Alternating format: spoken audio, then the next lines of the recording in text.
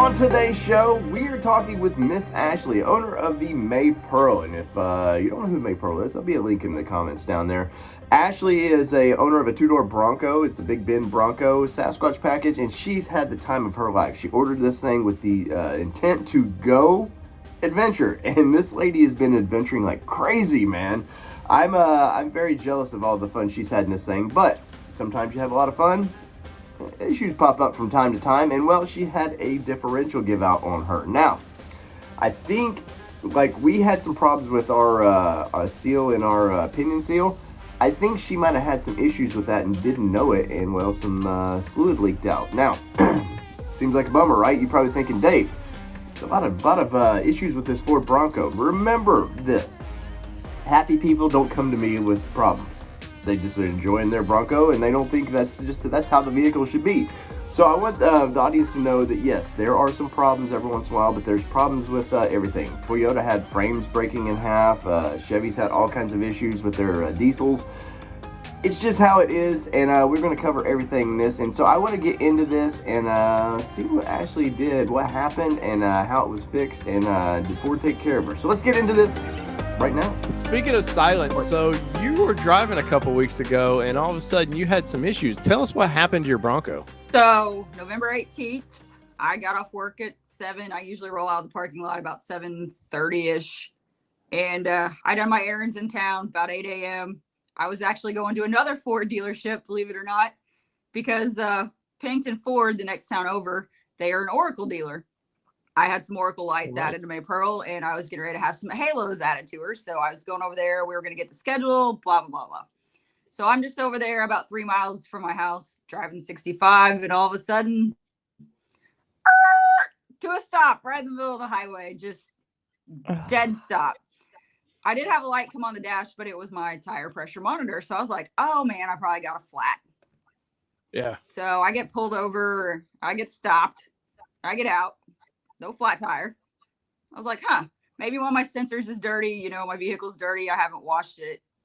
Maybe it's a pre-collision sensor or something I need to wipe off. Or maybe it's just a weird ABS thing. Stuff like that happens. Sure. So I get in it. I do the old, let's turn it off, turn it back on. Let's do the old reset. I get that in. Always fixes everything. No TPM sensor anymore, all that stuff. And so I was like, all right, let's put it in drive and see what happens. So I put it in drive, and it's just almost like a busted hub. So you just feel that grind in your gas pedal, and then I hear it because about that time, you turn your radio down, and you're like, shh, what do we got going on? And then it was just like, woof, woof, woof, and just grind. And I was like, so I put it back in park, and I crawl underneath it. And the first thing I'm like, all right, I was like, did I break a tie rod? Did I bust a boot? I was like, nope, didn't see anything. So then I really crawl under there, and I kind of have my hand near the T-case, just kind of feeling around for like heat. And all of a sudden I feel goo, and it's just diff fluid everywhere. Yeah. And at that time, I didn't even see the crack in the housing yet. That wasn't until later that I got to see the crack in the housing. So then about the time I just get back in my Bronco and sit there till a tow truck comes. And then I had it towed to the nearest Ford, which from where I was at, I have a Ford 3 miles from my house. So she was dropped off there at 8:30 in the morning, and I found yeah. Well, that way you get visitation rights, right? Same day, so that was a Friday morning. Yeah, I went up there like probably 3 times throughout the time because I wanted to get stuff and make sure if she was going to sit outside for a long period of time, I was going to have her towed back to my house.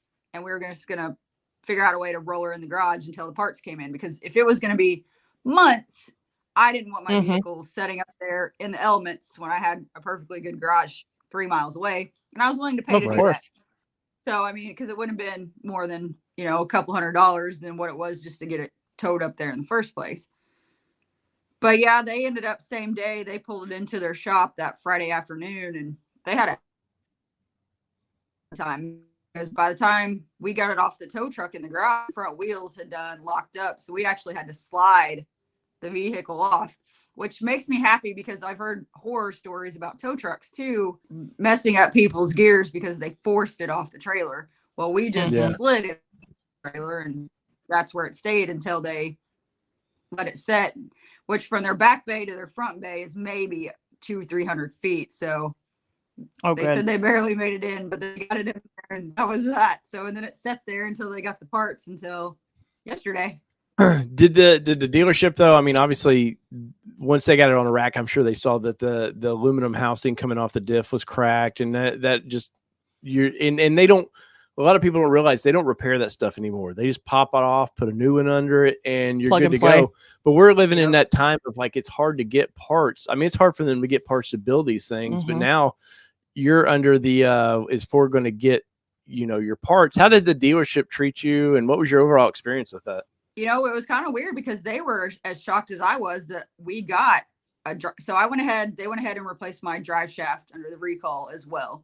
They got that in immediately, and they also got the diff in immediately. So in that 10 or so days, they were just as shocked as I was that I guess maybe I was lucky that the time it happened, that because the way they explained to me how people's warranties are saying how they populate, sometimes it goes by region, sometimes it goes how long they've been setting.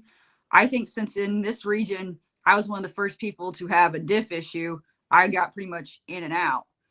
And from what they told me, they've only had 2 other warranty theirs for a Bronco. One was a sway bar disconnect, and can't recall what the other one was, because I remember the sway bar disconnect stuck with me because I've heard so many more Badlands issues than I have any other trim, I feel like, other than the 2.7s. Right. And which trim do you have? 2.7s, you're kind of the double. Which is us. So, but yeah, they were actually great. Yeah, see, that's just like, you never know. There's like a weird quadruple trifecta of things that just could happen. And I just happened to have an oddball one, but they got me in, they got me out. Like, they were super nice. The tech I had was smart as a whip. He was great. Awesome. He was the one who stayed in contact with me the most about what was going on from the day to day type thing. But I did end up going up there 2 or 3 times just to grab some stuff out and just be like, hey, how's things going?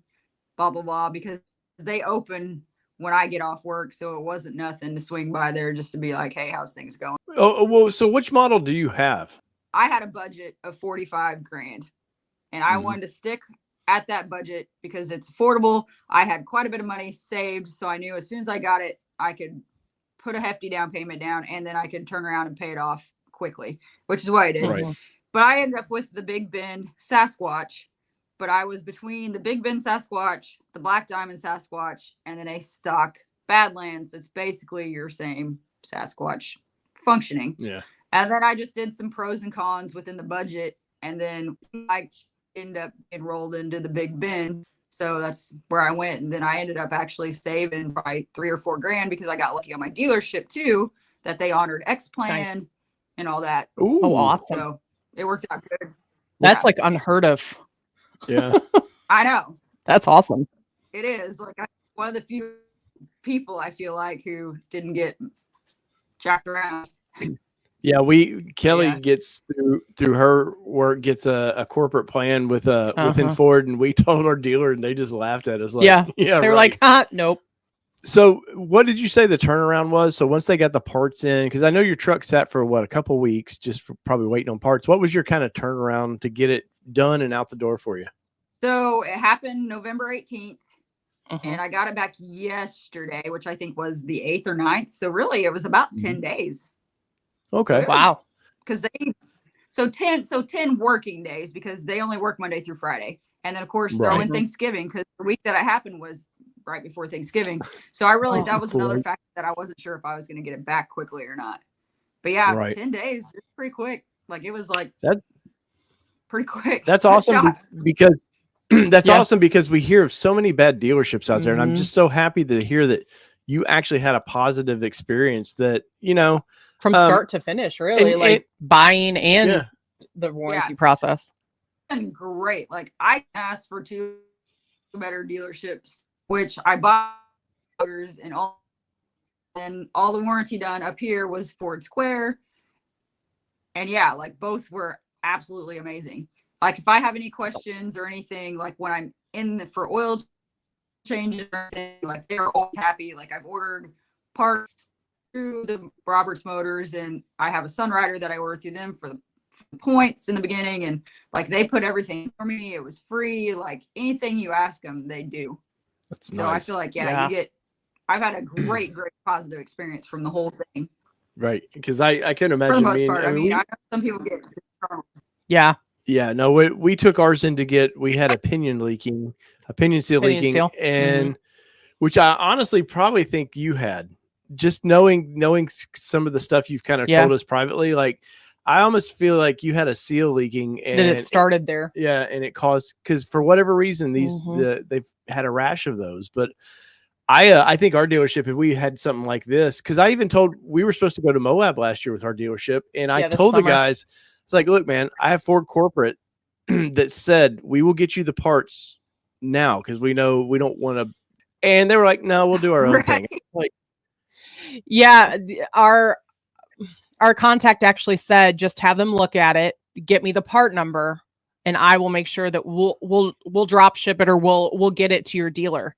And yeah, the dealer didn't even want to, they didn't even want to entertain that idea. They're like, no, we have to go through corporate and we have to do all this. Well, this is corporate, but we've just got a shortcut for you to be able to get it there. And yeah, they wanted no part of even trying to do any piece of that. But yeah. So to hear your experience has been this awesome, man. It does like make me think. I mean, I don't blame, things will get better. Yeah, and I don't blame always this on Ford by any means. This is, for one, we all have a first year Bronco, so there's going to be little hiccups to that, and I've seen the comments in my other videos about this where people just, you should have bought a Toyota. Trust me, the Tacoma frames were breaking in half. Like, I would rather have a diff explode than my truck just break in half one day. So Toyota guy needs to chill out with that a little bit. But obviously I'm assuming you get a new I'm assuming you get a full warranty on this front diff. Hey, hopefully this doesn't happen again. What's the outcome for that? Yeah, so it's all warrantied out again. And then of course, like knowing that brand new vehicle that I ordered from the factory, I went ahead and through my dealership got another extended warranty, which is like 6 years, 100,000 miles. And then I'm going to go ahead and get another one of Ford's. I can't think of which one it is, but Ford has one that you can get for like $1,200. So cover for. So I'm actually just going to double up on it, especially as much as I drive, just because I hate that you have to, miles shouldn't count in my opinion. Like, just my life of my vehicle of the years that I'm going to have it should count. Because that was one of the biggest things I was worried about was the warranty work. Was I was so close to that 36,000 mark, but I did have the extended and everything, so it should have been, no matter what, it was going to be covered. So, but yeah, that did have me slightly worried. But yeah, everything worked out great. That's awesome. It's crazy how many miles you put on this thing already, though. Yes. I mean, let's be honest. You said she owns Maepearl, but let's be honest, her and Maepearl are one together. It seems like the ability of adventuring that you do. And I know you guys have such a great time together. And, we all kind of look at our vehicles as they do have a certain personality, and you've named yours, and a lot of people have really named theirs. Or I lost mine. I lost mine to an adoption. Well, you did. No, there wasn't an adoption. I just took custody. That's all it was. Hostile takeover.